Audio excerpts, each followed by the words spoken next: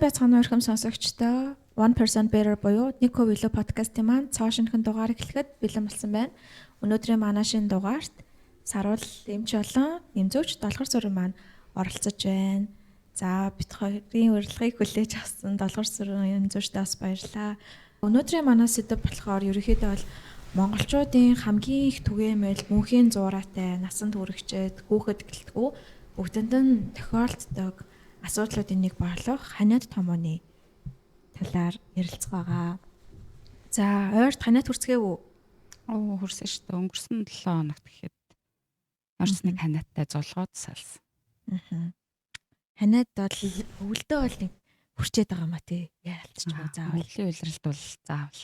Тэгээ хүүхдүүдийн хувьд бол бүр бараг 4-6 удаа хүнд хөнгнөөсөө хамаарат.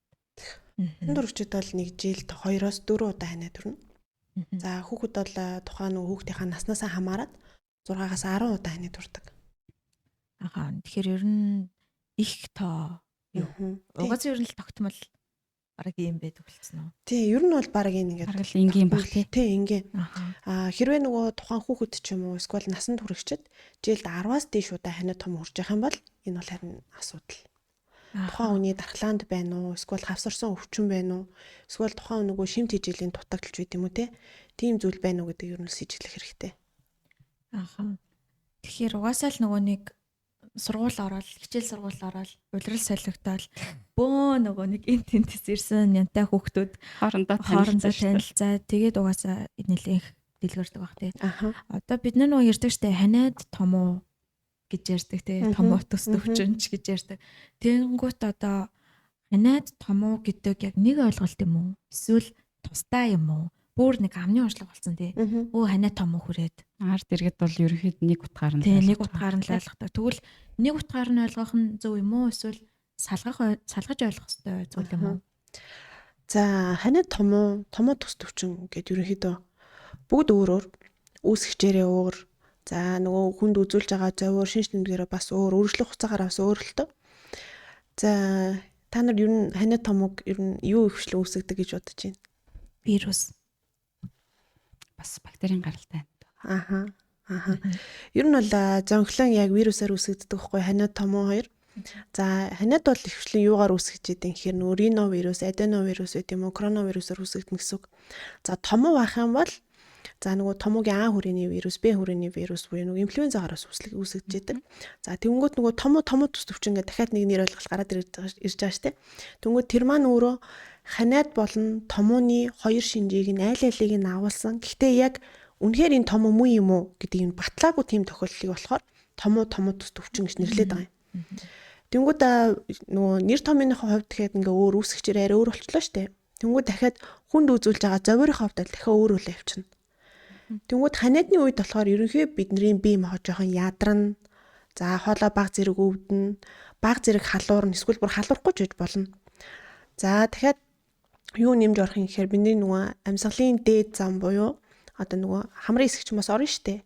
Тэнгүүд тэндээс нөгөө баг зэрэг нуус гоож хамар битүүрэх гэдэг юм шинжүүд илэрнэ. За томоогийн хувьд гэх юм бол арай жоохон хүнд орж ирнэ шинж тэмдгүүд нь. Юу орж ирэх юм гэхээр гинт огцон өндөр халуурдаг 38.5-аас дээш байт юм уу тэгэж халуурна. За бүх биеэр өвдөн. За нөгөө үе мөчөөр өвдөн. За нэмээд нөгөө хамар битүүрн, нус гоожн, хоолоо ингээ хүндрэлж өвдөн гэдэг ийм шинжүүд болохоор илэрдэг. Тэнгүү томоо төс төвчний хооронд юу илэрх юм гэхээр бас баг зэргийн халуурна. Бүх биеэр өвдөн. За тэгээд найтай нь хоолоо өвдөн гэсэн шинжүүд л ер нь бол илэрдэг. Хэр хугацаанд ер нь үргэлжлэдэг юм бэ? За ханиад бол ерөнхийдөө яг өөрийнхөө яг тухайн хүн ямар нэгэн одоо эмийн эмчилгээгүйгээр яг ингээд нэг өдөр буцаад идэх хугацаа гэх юм бол нэг 5-аас 10 хоногийн хугацаанд үргэлжлэнэ гэсэн үг. За томоо харьцангуй удаан буюу 7-аас 14 хоногийн хугацаанд үргэлжлэнэ. За томоо төс төвчин байх юм бол адилхан л нэг 5-аас 10 хоногийн хооронд үргэлжлээд идэгнэ гэсэн үг. Үргэлжлэн гэдэг нөгөө саяны хугацаанд хэлээд байгаа. Тэгэхээр нөгөө саяны зовирууд маань энэ хугацаанд хүний биед үргэлжилхийг хэлээд байна шүү дээ. Тий. Гэтэ бүр яг тухайн хүнд нөгөө зовирын бүр нэлээд идэвхтэй илэрлж байгаа үе бол эхний 3 хоног л байна гэсэн үг. Тэрнээс хойш нөгөө хүний биед илэрж байгаа зовирууд чинь аяандаа багасаад байхгүй болно гэсэн үг. Ханиад томооны шалтгаан одоо шалтгаанд бас яг шалтгааны одоо эмчилгээ Тэгээ эсвэл одоо нөгөө нэг нус гоож явах гэдэг байгаа тий халуурна гэдэг байгаа энэ бол яг шинж тэмдэг. Тэгвэл яг ямар эмчилгээ хийгдэх үү? Яг ханиа томооны үед болохоор шалтгааны эсрэг эмчилгээ болон шинж тэмдгийн эмчилгээ гэж хоёр хийгдэн л дээ. Тэгээ шалтгааны эсрэг эмчилгээг буюу яг тухайн үүсгэгчид чиглэсэн эмчилгээг бол бид нар 48 цагийн дотор хэрэглэх буюу нөгөө вирусын эсрэг эмийг 48 цаг дотор хэрэглэх юм бол тухайн хүндээ илүү үр дүнтэй идэхэд түхэн болно гэсэн. За тэрнээс хойш 48 цаг өнгөрснөөс хоошоогоо хичнээн бид нэр шалтгааны эсрэг эмчилгээ хийгээд ч жоохон үр дүн бол багтаа гэсэн. Тэгээ түрүүн бас нөгөө хэдүүлээ үүсгэгчээ яртаас нэг эмийг дутуу яриад өнгөрчих. Манайхан ч нөгөө одоо ингээ ханиа томог одоо яг ингээд зонхлон вирусаар ингээ үүсгдэг өвчин гэдэг ингээ яг зарим мэдэх хүмүүс мэднэ л дээ. Гэтэ ихэнхвчлэн юугаар үүсгдэг гэж боддогоор бактериар үүсгдэг гэж боддог байхгүй юу? Тэгээд нөгөө антибиотик тэгээ антибиотик шууд авч уугаад идэг тийм. Одоо тэгтээ ерөнхийдөө харьцангуй бас нөгөө эмнүүд жороор олцсон учраас дур мэдээд антибиотик авч уухаа болжлоо шүү дээ. Тэнгүүд бактериар үүсгэж байгаа амьсгалын дээд замыг хамарсан тийм бактериар үүсгэж байгаа өвчин нөгөө томуу тус өвчин ханиадны үеэр чинь давхар ороод ирдэг байхгүй юу. Тэнгүүд тэр одоо манайхан андуураад ханиад томуу чинь бактериар үүсгэж юм байна гэж андуурах тохиолдол байдаг. Тэнгүүд нөгөө бактериар үүсгэж байгаа нөгөө амьсгалын дээд замыг хамарж байгаа амьсгалын ерөнхийдөө замыг хамарж байгаа өвчнүүд гэх юм бол нөгөө тонзиллит байгаа шүү дээ. Залхуур хоолой юу гүйс өмчлөрхөө өрөвсөл байна. За нөгөө хамар дайврын өрөвсөл нөгөө синусит байна. За эсвэл нөгөө уушгины өрөвсөл ч юм уу те. Энийгээ бид нөгөө андуураад ханиад томуу байна гэж юу нь бол бактерийн гаралтай өвчнийг бас андуурдаг тохиолдлууд бас байдаг. Тэгэхээр вирусээр үүсгэгдсэн ханиад томууг нөгөө антибиотик уун гэдэг дайраад идэг. Тэгэл хүмүүсээс амар хэрдэж шүү дээ. 5 хоног уучаад тах чинь. Үр дүнгүй байна. Антибиотик уугаад тах чинь үр дүнгүй байна. Энэ антибиотикууд ч муу болсон юм уу гэдэг. Тэгэхээр шалтгааны эмчилгээгээ нэгдүгürt буруу хийгээд байна тий. Гэхдээ бас яг нөгөө гэрийн нөхцөлд одоо манай аав ээж ч юм уу одоо үр хүүхдүүд маань өвдсөн байхад шууд арга хэмжээ авах бас юм шаардлагатай үе гардаг тий. Тэгмэл одоо би жишээ нь юунаас шалтгаалснаа бас мэдэхгүй. Одоо тий хаяа канад уу томоо юу гэдгийг сайн мэдэхгүй. Одоо за бактериар үүсгэгдсэн ч юм уу тий. Яг шинж тэмдгийн хувьд бол жоохон төстэй байгаад байдаг шүү дээ. Тийм уртл юуг нь мэдэхгүй болохоор одоо яг дур мэдээ эмчилгээ гэдэг шиг химийн сангаас нөгөө нэг жорын эрхчээс зөвлөгөө аваад яг завиураа намдаах эмчилгээ хийгддэг. Та хоёрын хувьд ер нь бол шинж тэмдгийн эмчилгээг ер нь авдаг өөрсөндөө. Ер нь шинж тэмдгийн эмчилгээг бол байнга авдаг шүү дээ. Би ерөнхийдөө бие ар цахаас ахуулаад эхний шинж тэмдэг өгөнгүүд бол авчдаг. Яг энэ бол нөгөө бидний хувьд эмзүүч хүний арай өөр нөгөө мэрэгжлийн холбоотой асуудал учраас эм сонгохтой хурдан байж магадгүй. Тэгвэл нөгөө одоо яг түрүүн хэллээ шүү дээ гэр бүлд ерөнхийдөө ингээд ээж аав хүүхэд гээд хүмүүсээс бүрдэж ингээд бодъё л та. Тэгэхээр хүүхэд гэдэг хүн байна. Хүүхэд чинь бас яг нөгөө энэний өмнөх подкастн дээр азгүй хэмжиж ярьжсэн шүү дээ. Бага насны хүүхдүүд яагаад ер нь навсгалын зам болон бусад өвчлөлд айгүй өртөмхий байгаад байна вэ гэд. Тэгэхээр нөгөө бага насны хүүхд чинь нөгөө дархлаа тогтолцоо нугасаа л бүрдэж бий болж байгаа. Халдварт өвчин болон энэ улирлын шин чанартай өвчнүүдэд өртөмхий байгаад байдаг. Тэгэхээр энэ үед ингээл ханиад томонд бол жилд 4-6 удаа өртөнө.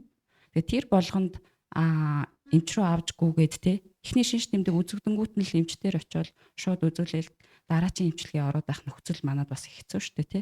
Тэгэхээр яалтчгүй хэрвээ гэрт байхад одоо хүүхдүүдэд маань нус гойчих гэдэг юм уу те эхний шинж тэмдэг ажиглагдвал шууд саруул эмчийн төрөний хэлснээр жоргуугаар олгогддог вирус эсрэг эмчилгээнүүд эсвэл шинж тэмдэг намдаах эмчилгээг бол заавал сонгодог. Хоёрт бага насны хүүхдтэй айлуудад бас ингэдэг шүү дээ. Ханиад хүрээд нөгөө шинж тэмдгийн эмчилгээ сонгохгүй гүрийгээд өөрийнх нь дархлааг ажилуулад явъя да гингүүт би жишээлбэл 1-р ангийн хүүхдтэй. Тэгэнгүүт 1-р ангийн хүүхдийнхний 2 улирал 35 үсгээ үзнэ. Ханиад том хүрээд 1-2 хоногийн чөлөө авангууд нөгөө үсгээсээ хоцрогдол үүсэж шít. Тэгэхээр тэр хүүхдэд хоцрогдол үүсэхгүй тэгтээ ханиад хүрсэн үедээ бие махбодд нь зовиоргүйгээр өөртөө ямар ч зовиоргүйгээр багшийнхаа заасан мэдээллийг авахын тулд тэр нөгөө өөрт нь хүүхдэд үүсээд байгаа зовиорыг намдаах эмчилгээ заавал хэрэг болчихж байгаа байхгүй. Тэгэхээр шинж тэмдгийн эмчилгээг бол яг зөв сонголтоор сонгох нь бол ер нь даваа талтай. Гэхдээ манай ард түмч нь өөртөө айгу баялаг шүү дээ. Хоол унд тий. Нойр ахуугаараа айгу олон аргаар эмчилждэг. Тийм, ерөнхийдөө бол бас нөгөө нэг таны хэлсэн шиг хүүхдээ хоцордол үүсэхгүй завирын намдаагаад маскын зөвлгээд тэгээ сургуульд нь явуулах нь бас зөв гэж бас боддог. Ээж байна. Тэгээ яг хүүхэд бол зовиортой үед бол хичээл дээрээ сууж чадахгүй. Тийм шүү. Яг зовиортой байгаа үедээ хичээлээ та суусан ч ойлгохгүй, хүлээж авч чадахгүй. За таны хэлсэн шиг монголчууд бол үнэхээр баялаг. Тэгээ за дур мэдээж эмээ сангаас өөрсдөө бүтээгдэхүүн авахгүй байлаа ч гэсэн тэгээ гэрийн нөхцөлд те сайхан хар шөлөө, хоол хүнс, за тэгээд нөгөө цагаан гатай галуун буцалсан ус ч юм уу те зөв юм балтай сүү тэгэл Нэрийг хамаг халуу юм. жоохон бахад ээж аав ханаа төрлөө гэл тэгэнгүүт халуун юм уулгаад эсвэл орой унтахад ямар нэгэн байдлаар л хөлс гаргаад шууд оронд ороход л хөлс гараал хэвтэх тийм нөгөө халуун төрлийн шингэн зөвлөдөг гэсэн чинь тэрэн ч гэсэн ялгаагүй одоо бид нэрийг бодоод зөв нөгөө шингэний дархлааг маань дэмжих гэдэг ойр ойрхон шингэн зөвл өгөөд байгаа чинь ерөөсөө л нөгөө дархлаагийн маань л дэмжих аргууд явагдсан байгаа байхгүй. Тийм хүмүүс бас яг юм шингэн юм хэрэглээд бас сурцсан тий халуун бүлээ юм их их шээлгээ тий хүүхдийг өөр яг нөгөө нэг хүүхдийг өөрийнх нь дархлааг ажилуулж зүгээр олгоо бити имээр нүдээдээ би өөрөө юм уухгүй зүгээр л өөрөө гайгүй болчт юм а гэ гүрийгээ яваад идэг хүмүүсийг бас буруутгах Тийм шүү дээ. Сайн дархлаатай байна. тийм сайн дархлаатай яхав тэр хэмжээний завиураад тисэж гараад явдаг хүмүүсийг бол буруутгах аргагүй. Гэхдээ за миний хувьд бол за би ханаад хүрээд яг нөгөө халуурсан, за нус гоожсон, унтахад ч төвхтэй байдаг. Тэн гуртал нөгөө дархлаагаа дэмжмээр байдаг, ханаадтайгаа тэмцмээр байдаг. Тэн гуртал орой унтах гэхээр л нөгөө хамар битүүрсэн, тий. Нус гоож бол халуурал бие арзаагаад унтаж чадахгүй. Тэн гуртал надад бас шинж тэмдгийн эмчилгээ хэрэгтэй болоод идэг. Ядаж л халуунаа буулгын өвдөлтөө намдаа, тий. Шүн 50 унтаад тийм шүн 50 ядаж унтъя дархлаагаа ядаж нойр авч дархлаагаа дэмжих шаардлагатай. За тэгэнгүүт маргааш нь босоод ажилдаа явна тий. Ажил дээр өдөржин бие арцаацсан. Ямар ч ажлын бүтээмжгүй. Гэтэ ажилдаа явмаар идэг. За ханаад хүрлээ маргааш нь шууд би имлэг орч чадахгүй. Тэгээл имийн сангаас очиод за би ингэж байна. Надад тийм юм өгөөч. Энийг ба намдаах юм өгөөч гэд хэлээд авдаг. Тэгэхээр шинж тэмдгийн эмчилгээг бол сонгож байгаа бас маш олон хүмүүс байгаа. Шинж тэмдгийн эмчилгээ яг уу зайлшгүй бас шаарддаг л та. Бас тэгтээ бид нэр шинж тэмдгийн эмчилгээ хийхдээ бас тухайн хүнд ямар зовир илэрж байгаа гэдгээс шалтгаалаад бас хэрэгтэй гэсэн үг. Тухайд нөгөө шинж тэмдэг нь арай бага илэрсэн тий. Эсвэл халуураагүй юм байх юм бол шууд юугүй шинж тэмдгийн эмчилгээ хийнэ гэдэг юм бол тэр юу нь бол жоохон арай нэг тийм нийцгүй байгаад байхгүй тий. Хит бүр ингэ төрүүлээд ингэ яраад. Тэгвэл тухайн хүнд ингээд 38.5-аас тийш ялангуяа нөгөө том байх юм бол тий. Тэр хүнд нөгөө шинжүүч айгүй ингээд нөгөө огцом ингээд хүнд арай байгаад байгаа штэ. 38.5-аас дээш халуурж гин, үе мөчөөр өвдөж гин, хоолоо өвдөж гин, хамар бүр ингээд таг битүүрж гин гэхээр ийм байдалтай байгаад ах юм бол тэр хүнд шинж тэмдгийн эмчилгээ яг л зөв тунгаар шаардлагатай л байгаад байгаа хгүй. Тэгэхээр бид нар шинж тэмдгийн эмчилгээг юу яагаад хийгээд байгаа юм гэхээр тухайн хүний нөгөө амьдралын шин чанарыг хэд дороодуулахгүй байх үтнээс л хийгээд байгаа хгүй. Амьдралын чанарыг авч үлдэх. Тийм, авч үлдэх гээд байдаг. Тэгээ дээр нь бас тухайн хүнд нөгөө амьдралын шин чанарыг аваад үлдчихээр ядаж идэхэд арай тустай болоод байгаа хгүй. Тэгтээ бас нөгөө одоо шинж тэмдгийн эмчилгээг гэл яриад байна шүү дээ. Үндсэн эмчилгээ бол явж байгаа тийм вирусын шалтгааны эсрэг эмчилгээ явж байна. Бид нар зоороо намдаах га шинж тэмдгийн эмчилгээ сонгож байна. Тэнгүүд одоо жишээ нь ингээд насан туршидчдэр байж болно тийм хүүхдээр ч байж болно. Эмнэлэг орох боломжгүй яг оншоо тодруулах боломжгүй тийм энэ вирусын гаралтай юу томоогийн А хүрээ юу Б хүрээ юу ч гэдэг юм ингээ ялгаа оншлох боломжгүй бид нар өөрсдөө таамаг төвшүүлж шүү дээ тийм арай хөнгө учраас. Тэгэхээр тэр үедээ шинж тэмдгийн эмчилгээ сонгосон бол бид нар одоо нөгөө эмийн сонголт маш их болчихлоо шүү дээ. Эмийн сан ороод жор баригч эмзүүчээс мэрэгжлийн үнээс зөвлөгөө аваад бид нар боломжтой юмнуудыг сонгох маш боломжтой болсон учраас тэгээ тэр сонголт хийгээд шинж тэмдэг бууруулах эмчилгээнүүдийг сонгоод 1-3 хоногийн хугацаанд л яг хэрэглээд хэрвээ тэр хугацаанд таны зовир арилжий бол биднэрт үр дүнтэй байна гэж үзнэ. Хэрвээ 1-3 хоногийн дотор шинж тэмдэг намдахгүй ингээ хэрвээ даймжраад байвал бидний энэ сонголт буруу байна гэж хэлээд бүр цаашлбал мэрэгжлийн эмчтэр очисон дээр л дээ. Яг нөгөө ханаа томооч хөнгөн хэлбэртэй үргэлжлэх хугацаанд тодорхой идэгдэх гэсэн зарим тохиолдолд хүний нөгөө дархлаанаас болоод ч юм уу те тухайн үед хасарсан өвчин юу байна тэрнээс хамаараад ингээ хүндрэх магадлал байдаг учраас бас 100% шинж тэмдгийн эмчилгээнд ингээ найдаж болохгүй. Айгу сайн л хугацаагаа анзаараад өөрийнхөө бие махбодын зовиоруудыг буурж гинөө гэдгээл үнэлэх хэрэгтэй. Тэгэхээр бид нар нөгөө шинж тэмдгийн эмчилгээ ихний 3 хоногт гэж яриад байгаа шүү дээ. 3 хоногт хийгээд эхлээд дуул нь бол тэр хүний одоо нөгөө зовир шинж тэмдэгч аажмаар ингээ буурах хэрэгтэй шүү дээ.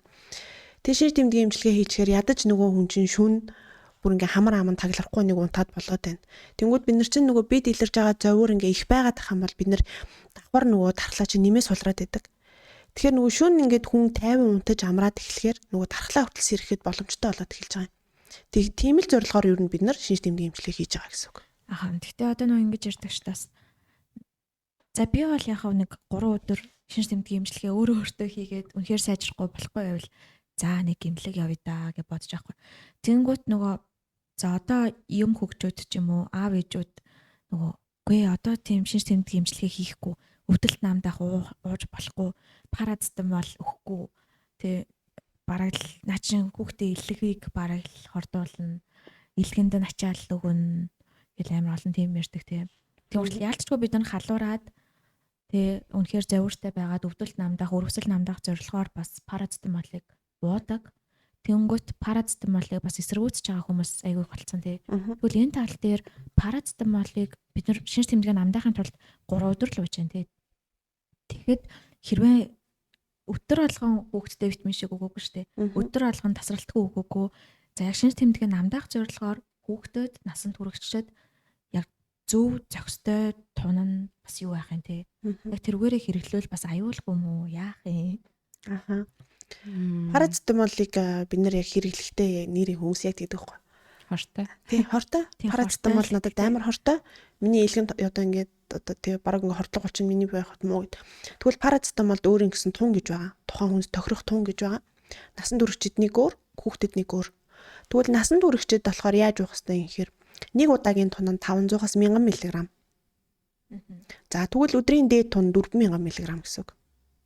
4 гэдэг бол нэлээ өндөр шүү дээ. Хүмүүс бодохдоо баг нэгийг уугаал.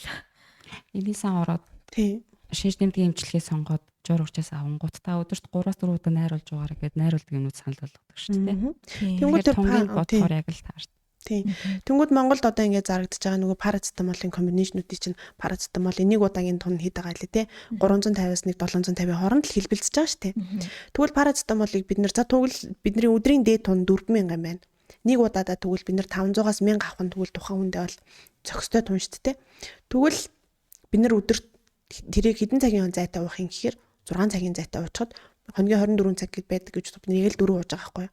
Тэгээ зарим тохиолдолд бараг 4 ууж чадахгүй өсрэл 2 удаг тохиолдлууд ч гэсэн байгаа шүү дээ тий. Би бол нэг өглөө өрөөд очиж дим. Тий. За тэгвэл тэгэхээр бид нэр парацетамолын тунгийг мэдээд авчлаа шүү дээ. Тэгвэл өдөрт хэдэн удаа уух юм, хэдэн цагийн зайтай уух юм гэдгийг мэдээд авчлаа. Тэгвэл бид нэр өөрөө өөртөө аюулгүй сонголтыг боломжтой болчих жоохгүй. За тэгвэл дараагийнх нь болохоор хүүхдэд байгаа шүү дээ.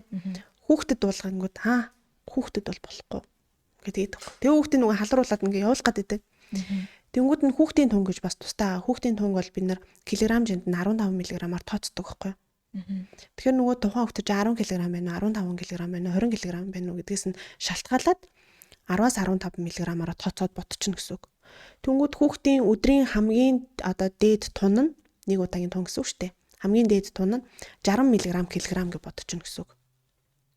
За одоо жишээ нь 20 кг жинтэй хүүхэд байлаа гэж 1000 тэгвэл 1200 мг аахгүй. Тэгэхээр 1200 мг-ыг тэгвэл бид нэр өдрийн 4 хуваагаад уухаар нэг удаадаа 300 мг парацетамол уuna гэсэн үг байхгүй. Тэгэхээр чинь бас л тэр хүндээ зохистой тун гэсэн үг хүүхдтэй. Тэгэхээр бас л нөгөө тухайн хүүхдтэй аюулгүй болчихно гэсэн үг. Гэтэ парацетамолыг уух боломжгүй хэд хэдэн хүмүүс байгаа. Маш анхааралтай болгоомжтой бас уух хэдэн хүмүүс байгаа. Тэнгүүд тэр болгоомжилж уух хэвээр хүмүүст нь юу ордын гэхээр бусад одоо нөгөө парацетамолын ингээд найрлагатай юм ууж яснаа дахиад өөр парацетамолын найрлагатай юм хавсарч удаг хүмүүс байдаг байхгүй. Найрлагаа мэдгүй хоёр парацетамолыг холиод ингээд уучдаг. Тэгэх юм бол тэр чинь яг нөгөө нэг удаагийн тун юу эсвэл нөгөө өдрийн дэд тун чинь ихсэж магадлалтай. Тэгэхээр тэрийг маш болгоомжтой хэрэглэх хэрэгтэй. Дараагийн болгоомжтой хэрэглэх ёстой хүмүүс гэвэл парацетамолын харшилтай хүмүүс. Харшилтай хүмүүс бас өөр би парацетамолын харшилтай юм чинь надад парацетамол хэрэглээд ийм одоо шинж тэмдгүүд зөвөрөд гаж нүл илэрдэгдэг мэдж байгаа л уух шаардлагагүй гэсэн. Дараагийн уухтаа мөр маш анхаарал эсвэл бүр уухгүй байх боломжтой. Одоо уухыг баг ингээд хоригломоор хүмүүс гэвэл нөгөө арх согтууруулгын даны зүйл маш удаан хугацааны туршид хэрэгэлсэн. Эсвэл арх согтууруулгын даны зүйлд хамааралтай хүмүүс бол огт хэрэглэхгүй байх нь илүү зохистой гэсэн үг. Би тэдээр нөгөө парацетамол руу яваад орчлоо шүү дээ. Тэгэхээр хүмүүс бас гайхаж байгаа. Шинж тэмдэг бууруулах ханиад том уу гэдэг сэдв үеийн хүрээнд эмийн санд очоод бидний санал болгоод жор өгчийн санал болгоод өгдөг юмуд донд ерөөхдөө шинж тэмдэг намдаах юмуд маань өөрөө ингээд нийлмэл найрлагатай юмуд байгаа байхгүй. өрөвсөл дарж ийн харшлын эсрэг байна тий. Ханиалга дарах гэд ингээд 2-оос 3, 3-аас 4 нийлмэл найрлагатай ийм ханиадны шинж тэмдгүүдийг намдаадаг ийм бэлтгэлүүдийг бид нар шинж тэмдэг дарах нийлмэл найрлагатай юмуд гэдэг нь. Тэгээд тэр нийлмэл найрлагатай юмуудын гол найрлаганд нь бидний яриад байгаа парацетамол ерөөхдөө ороод байгаа. Тэгэхээр саруул эмчих дээр нэмээд хэлэхээр нөгөө жирэмсэн эмэгтэйчүүд байгаа даа шүү дээ. Тэгэхээр жирэмсэн эмэгтэйчүүд бас яг хуу жирэмсэн эмэгтэй хэрэгжилж болох аюулгүй сонголтын B категори гэж байдаг. Тэгээд тэрэнд нь ордог.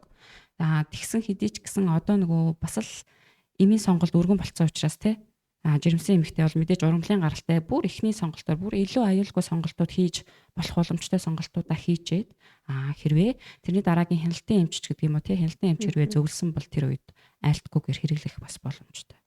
Тухайн нөгөө жирэмсэн бас яагаад заавал эмчийн залтаар уухыг шаарддаг юм гэхээр тухайн жирэмсэн эмэгтэйд ямар нэгэн одоо тий илгэний өөрчлөлт ч юм уу тий бусад төрлийн өөрчлөлт байхыг үгүйсэхгүй байхгүй. Тэгэхээр заавал эмчийн залтаар уух хэрэгтэй.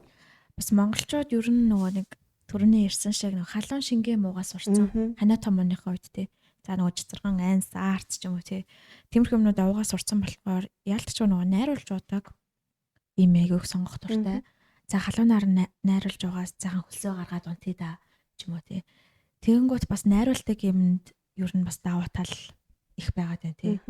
Тэгэхээр бас давуу тал нь бас нийлмэл найрлагатай давхар найруулж удаг ийм угаасаа эмийн санд ороод баг хүмүүсийн хамгийн ихний сонголт болдог баг тий. Одоо нөгөө ийм сонгохдоо анхаарахаар болчихлоо шүү дээ тий. 2-3 найрлагатай нийлмэл найрлагатай юм сонгох гэж байгаа учраас саяны хэлдгээр хүчин намдаах өрөвсөл намдаах эмийнхаа тунг харж агаад дараачийн сонголтын эмээ давхардуулахгүй байхын тулд бас өөрөө ч гэсэн асуудаг байх хэрэгтэй байх нь байна. Хоёрт дээрээс нь одоо нөгөө яг ярианы ихэнд би жишээ нь Нью-Йоркт явж байгаа гэл тий. Зундаа бэлдэж чинь бэ бэлдэж чинь гингүүд нийт хүмүүсийн дунд бас нөгөө янз бүрийн хоолны дэглэн барьж байгаа хүмүүс байдаг шүү. Тэгээд дээрээс нь бас сүүлийн үед ер нь нөгөө бэлэн бүтээгдэхүүнтэй холбоотой бүхэл бүтээгдэхүүн сахарын хэмжээ их бага хэмжээгээр байгаад тэнгүүд хүмүүс нөгөө сахарын хэрэглэнээсээ татгалзаж эхлэдэг шүү дээ тий. Хоол хүн сонгохдоо хүртэл аль болох сахар багтай. Тэгээд тэрэн дунд чинь эмч гэсэн ууж байгаа учраас бидний амаар орж л байгаа учраас бид нэр хэрэглэх гээд шүү дээ. Тэгэхээр эмээ сонгохдоо хүртэл арай сахар багтай бүтээгдэхүүн сонгох гэдэг болсон. Тэгэхээр бидний өнөөдөр ярьж байгаа бүтээгдэхүүн бол Гриппоблок гэдэг бүтээгдэхүүн байгаа. Том хүнийх хүүхдийнхээ хоёр төрлөөрөө. Тэгэхээр манай Гриппоблок маань өөрөө бас 4 төрлийн найрлагатай, нийлмэл найрлагатай. Тэгээд дээрэс нь сахаргүй гэдгээрээ давуу талтай. Тэгэхээр нөгөө саяны дурдсан хүмүүс эхний сонголтоороо бас эмээ санд ороод сонголт хийх боломжтой бүтээгдэхүүн. Бас хүмүүс хүүхдүүдтэй бас нэг юм сонгохтой болохоор яг нөгөө сахаргүйгээс аяг хардаг болсон. Хүүхдийн нөгөө сахарын диатезтэй хүүхдүүд байдаг. За тэгээд мөн нөгөө нэг халуураад идэг, халууныг булах гад сиропын юм өгөх гэдэг. Сиропын юм ууж болдгоо хүүхдүүд бас аяг болсон. Тэгвэл тэрэн дээр бас манай Гриппоблок давуу талтай байх нь. Тэгээ хүмүүс бас жоргуугаар авч болох. Тэ өөртөө орхон эмээ сангасаа худалдаа авах боломжтой.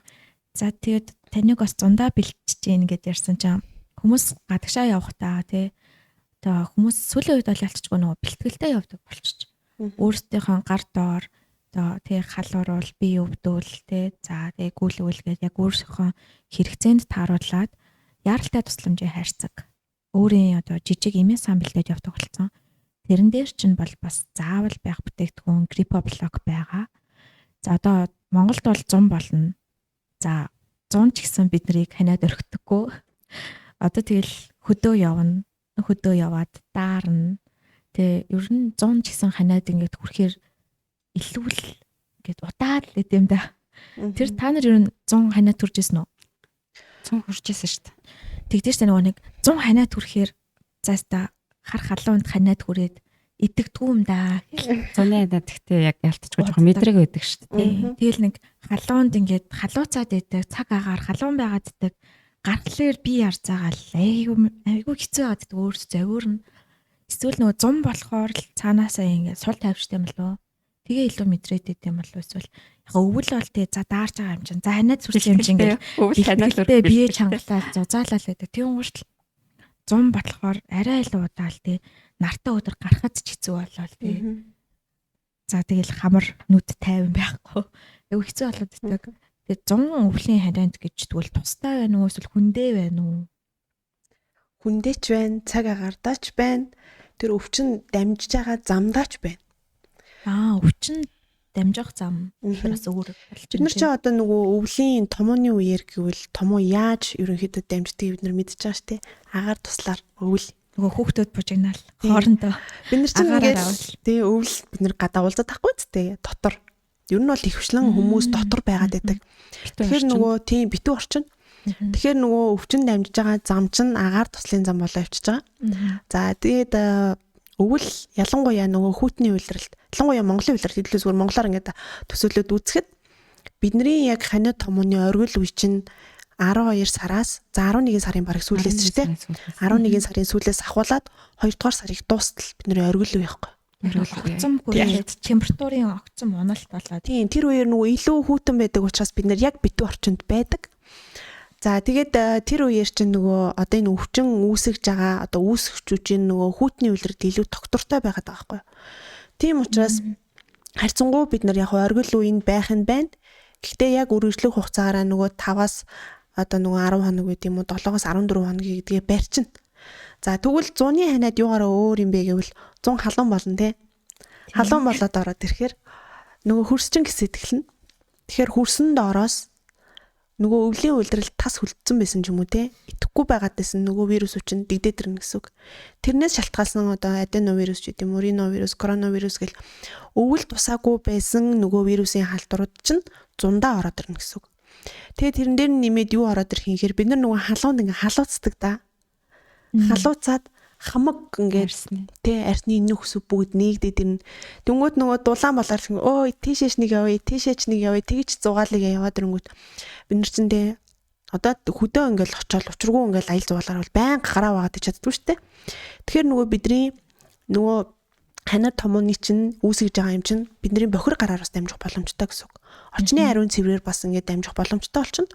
Тэгээ бид нар ингээд нөгөө хоолоо ингэж нөгөө ингээд зуны үйлрэл чинь хит ингээд хоорондоо ингээд хуваадаг, дундаасаа ингэж иддэг, мэддэг, уудаг гэд ийм нүчин бас нөгөө зөвхөн амьсгалын замыг өвлийн үйлрэлт бол ихвчлэн нөгөө ханиад томооч болохоор амьсгалын замыг хамраадсан шүү дээ. Тэгвэл зуны ханиад чинь юу хамардаг вэ гэвэл бас энтеровирусууд нар орж ирдэг учраас бидний хоол босруулах замыг хамтан хамраа явчихдаг. Гидсний ханиад гэдэг гоё нэртэй. Тий. Тэнгүүд зуны ханиад чинь одоо бид нар ингээл яг нөгөө амьсгалын замыг ингээл одоо нөгөө шинжүүч илэрнэ шүү дээ. Зөөрөж илэрхий хажуугаар дахиад гүйлгэх, суулгах, дотор муу харах тий гидэс дүрх энэ шинжүүч чинь давхар явчихна гэсэн үг. Тэгээ энэ шинжүүд тий энэ шинжүүч чинь бүгд бие махбодод байхгүй болох ингээд байхгүй болохын ингээд үзэхээр нөгөө өвөл байсан хугацаанаас чинь илүү ингээд урт болчиход байгаа юм. Тийм учраас зуны ханиад идэгдэг вэ. Зуны ханиад удаан явдаг гэдэг. Тэгээд зуны үйлрэл гэдэг юм уу чинь бид нар нөгөө хамаг нүхс өв нэгдээд нөгөө шингэний алдна. Шингэний алдаад эхлэнгүүд нөгөө бидний дархлаач гэсэн давхар муудаад ирнэ гэсэн. Суулраад эхэлнэ гэсэн үг.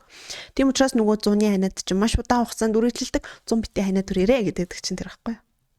Тэгэхээр ерөөсөө дулааны үйлрэл гэлтгүүл өвөл шиг бэлтгэлтэй л ахах. Тэгэхээр ч гэсэн бэл. Тийм зундаа бэлтнэр бэлтийн илүү сайн гараа авах хэрэгтэй байх нь өвлөөсөө илүү сайн гараа авах юм байна.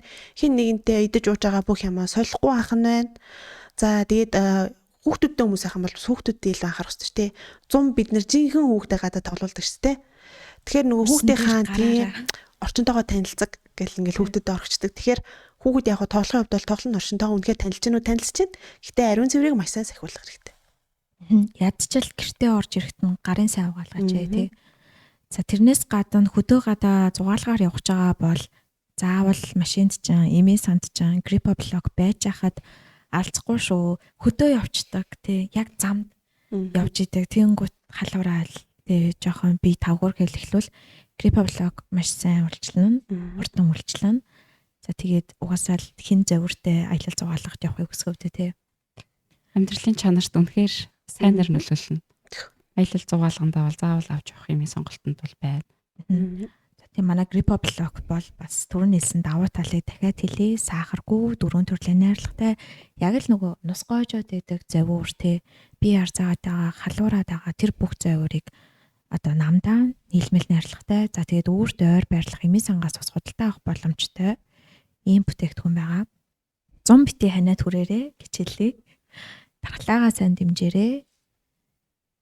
За Та хоёрт маань өөр хэлэх хүмүүстэй зөвлөх сануулгах юм ямар байна ч байсан ханаад том гэдгийг бол ялгаж ойлгосон байх гэж бодож байна. Тэгээ ерөнхийдөө л бидний авдаг арга бол шинж тэмдгийн эмчилгээ, тэгээ уламжлалт эмчилгээ, тэгээ үндсэн шалтгааны эмчилгээ хийж байдаг. Тэгээ шинж тэмдгийн эмчилгээ сонгохоосоо битгий ягаарэ. Шаардлагатай үедээ бол зөв сонголтыг хийгээрэй л гэж хэлээ да. Хин угаасаа халуураад явахыг хүсгэв. Хин нуссаа гоожуулаад орой унтаж чадахгүй хамар битүүрээд байхыг хүсгэв. Тэгэхээр шинж тэмдгийн эмчилгээ бол буруу зүйл биш. Гэхдээ үндсэн эмчилгээ бас биш. Гэхдээ та яг тэр өөрийнхөө илрээд байгаа завьур тэр хүнд байдлаасаа гарахыг хүсвэл шинж тэмдгийн эмчилгээг сонгороо. Шинж тэмдгийн эмчилгээ сонгохдоо манай Gripoblocking сонгороо.